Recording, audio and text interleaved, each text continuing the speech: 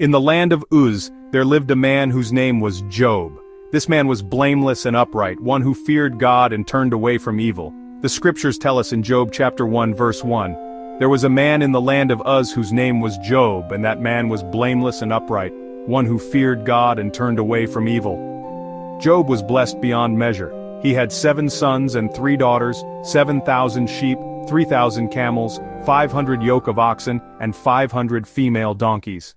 But then came a day when the sons of God came to present themselves before the Lord, and Satan also came among them. The Lord said to Satan, "Have you considered my servant Job, that there is none like him on the earth, a blameless and upright man?" And Satan answered the Lord and said, "Does Job fear God for no reason? But stretch out your hand and touch all that he has, and he will curse you to your face." So the Lord said to Satan, "Behold, all that he has is in your hand. Only against him do not stretch out your hand." The tranquility of Job's life was about to be shattered. In a single devastating day, the foundations of his world would crumble. The first blow came swiftly, a harbinger of the storm to come. A messenger arrived, breathless, and said, as recorded in Job chapter 1 verse 15, "The Sabaeans raided them and took them away. Indeed, they have killed the servants with the edge of the sword, and I alone have escaped to tell you." The loss was immense, but it was only the beginning. Before he had even finished speaking, another arrived. "The fire of God fell from heaven and burned up the sheep and the servants," he cried. And then another, with news from Job chapter 1 verse 17. "The Chaldeans formed 3 bands, raided the camels and took them away, yes, and killed the servants with the edge of the sword." The final, most heart-wrenching blow came from a 4th messenger. As told in Job chapter 1 verse 19, "A mighty wind struck the 4 corners of the house, and it fell on the young people, and they are dead." All his children gone in an instant. In the face of unimaginable grief, Job's response is a profound testament to the human spirit's capacity for faith.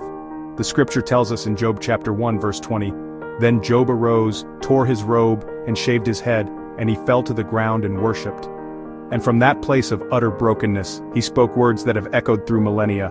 "Naked I came from my mother's womb, and naked shall I return there. The Lord gave, and the Lord has taken away. Blessed be the name of the Lord."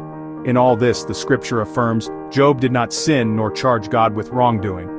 But the trial was not over. Satan was permitted to test him further, this time afflicting his body. Job chapter 2 verse 7 says, "Satan struck Job with painful sores from the sole of his foot to the crown of his head. His own wife, seeing his misery, urged him, 'Curse God and die.' But Job's integrity held firm. He replied to her in verse 10, 'Shall we indeed accept good from God, and shall we not accept adversity?' In all this, Job did not sin with his lips. After the long silence, after the debates of men had faded into insignificance, a new voice emerged. From the heart of a tempest, God himself spoke, as it is written in Job chapter 38 verses 1 and 2. Then the Lord answered Job out of the whirlwind and said, "Who is this that darkens counsel by words without knowledge?"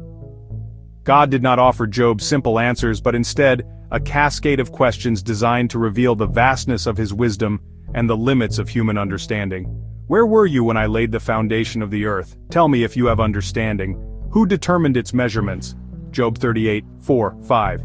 "Have you commanded the morning since your days began? Have you entered into the springs of the sea? Can you bind the chains of the Pleiades or loose the cords of Orion?"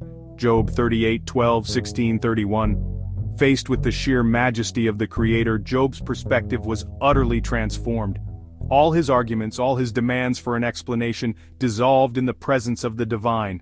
Humbled, he replied, as recorded in Job chapter 42 verse 2, "I know that you can do all things and that no purpose of yours can be thwarted." He confessed, "Surely I spoke of things I did not understand, things too wonderful for me to know." This was the turning point. It was a shift from intellectual knowledge to a profound personal encounter.